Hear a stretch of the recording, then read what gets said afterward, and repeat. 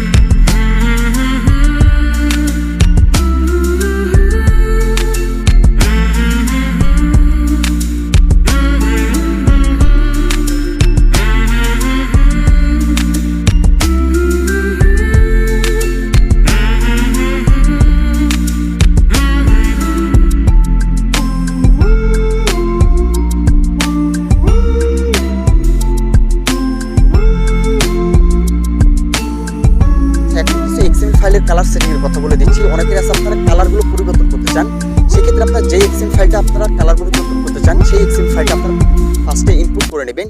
Input করার পরে এখান থেকে আপনারা সেটিং অপশনে চলে আসবেন।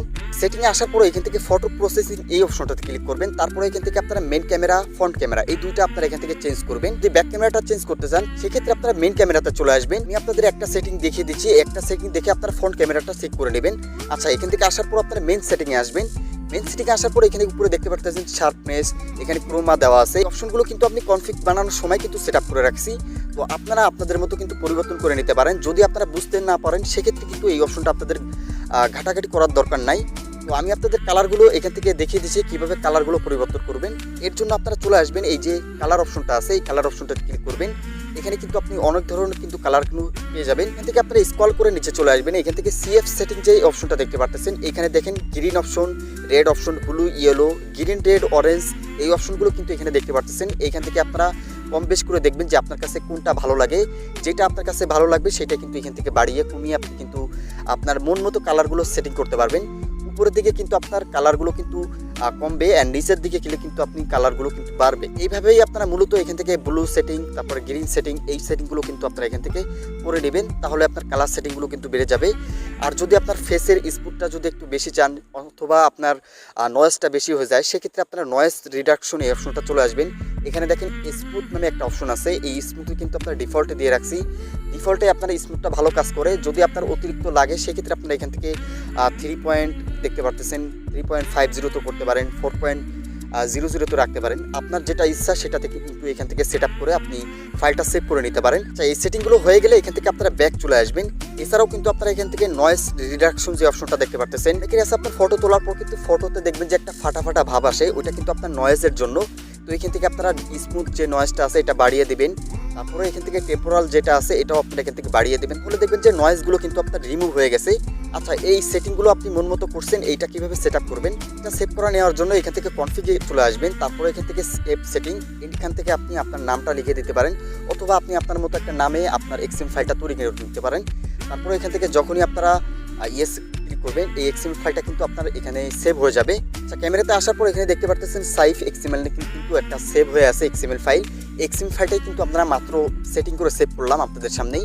এভাবে কিন্তু আপনারা সেভ করতে পারবেন। এক্সএমএল ফাইলগুলো যদি ভালো লেগে থাকে অবশ্যই ভিডিওতে একটা লাইক করে দেবেন, আর কমেন্ট সেকশনে আপনার মতামত বলতে ভুলবেন না কেমন হয়েছে এক্সএমএল ফাইলগুলো। আর যদি চ্যানেলে নতুন হয়ে থাকেন অবশ্যই চ্যানেলটি সাবস্ক্রাইব করে দেবেন এন্ড পাশে থাকা বেল আইকনটা প্রেস করে রাখবেন, তাহলে আমাদের নতুন নতুন এক্সএমএল ফাইলের ভিডিওগুলো কিন্তু আপনার কাছে সবার আগে পৌঁছায় যাবে। তো দেখা হবে, কথা হবে নেক্সট কোন কনফিগ ভিডিওতে। ততক্ষণ সবাই ভালো থাকবেন, আল্লাহ হাফেজ।